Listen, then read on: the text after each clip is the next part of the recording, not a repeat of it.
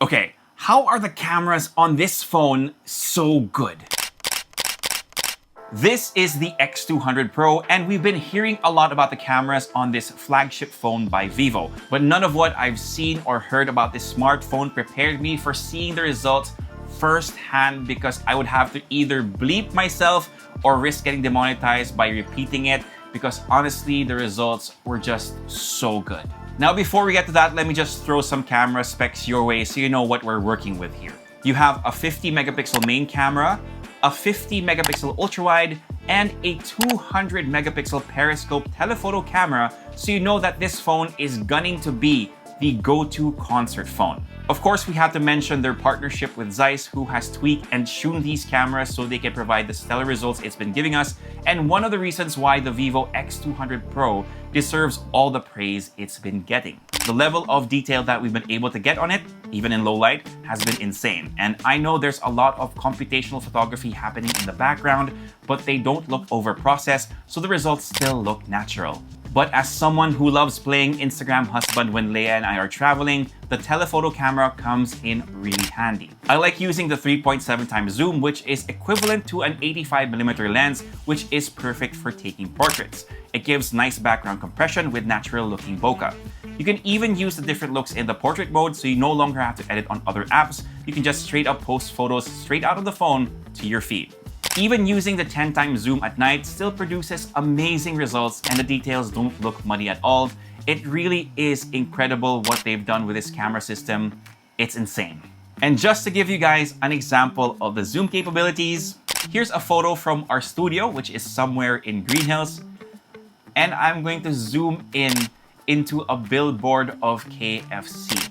Now you can see that the text is super sharp, which I can't say is the case for some of the phones that we've used before. You can even get creative with your photos by using long exposures to give your portraits more character when shooting at night, or just give cityscapes an added wow factor for when you post them online.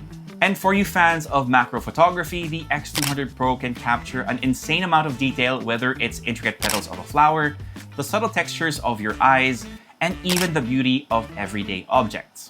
This really is such a versatile shooter, so whether you're getting amazing landscapes with the ultrawide, everyday shots with the main camera, getting great portraits, or when you need crazy levels of zoom capabilities, the X200 Pro has you covered. Vivo isn't coming to play here. They're throwing down the gauntlet, and they're prepared to stake their claim in the smartphone camera wars.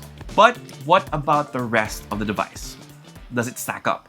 This has a 6.78-inch LTPO AMOLED display that really checks all the boxes from everything I look for in a flagship phone: great color reproduction, a high refresh rate so that navigating is really smooth, and great sunlight legibility. So whether you're just doom scrolling shorts before going to bed or really hunkering down to binge watch shows, the screen on the X200 Pro won't disappoint.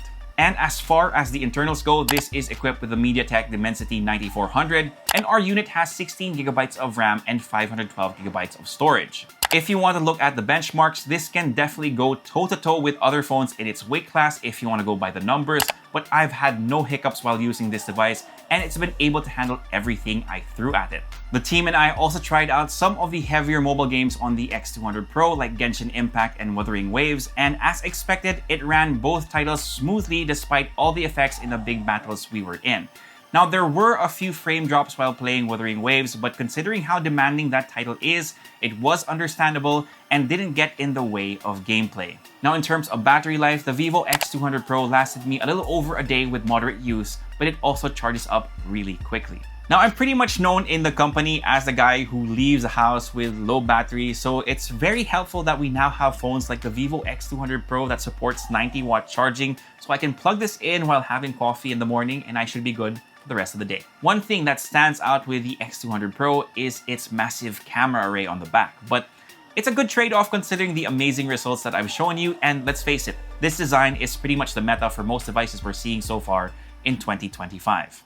As for pricing and availability, the Vivo X200 Pro is priced at $69,999 and will be available on Vivo's eStore, Shopee, Lazada, and their authorized retailers nationwide. Honestly, this is probably my favorite Vivo phone that I have ever tried, and if you're looking for a smartphone that can take amazing snaps, this is a very, very solid option.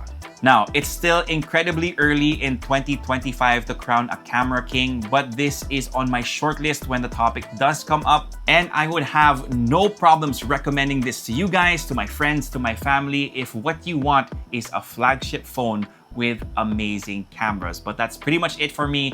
My name is Tito James. Peace, God bless, and I'll see you guys in the next one.